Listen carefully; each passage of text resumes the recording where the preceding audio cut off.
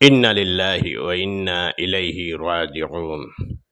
বেরেঙ্গা দ্বিতীয় খণ্ড নিবাসী আলহাজ মৌলানা সিরাজউদ্দিন চৌধুরী সাহেব ও বর্তমান বাহরাম মুকাম মসজিদের ইমাম সাহেব বর্তমান ইমাম সাহেব গতরাত্রি ইন্তেকাল হইয়াছেন।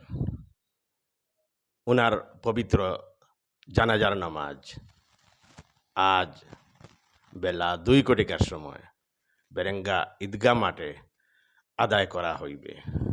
ইন্না লিল্লাহি ওয়া ইন্না ইলাইহি রাজিউন। অত্যন্ত সরল ধার্মিক মানুষ ছিলেন, অনেক ভালো একজন ইমাম সাহেব মৌলানা ছিলেন। তিনি সর্বদা হাসিমুখে কথা বলতেন। প্রত্যেক মানুষের হৃদয়ে তিনি আছেন ও থাকবেন। তার মৃত্যুতে আমরা সবাই মর্মাহত, দুঃখিত।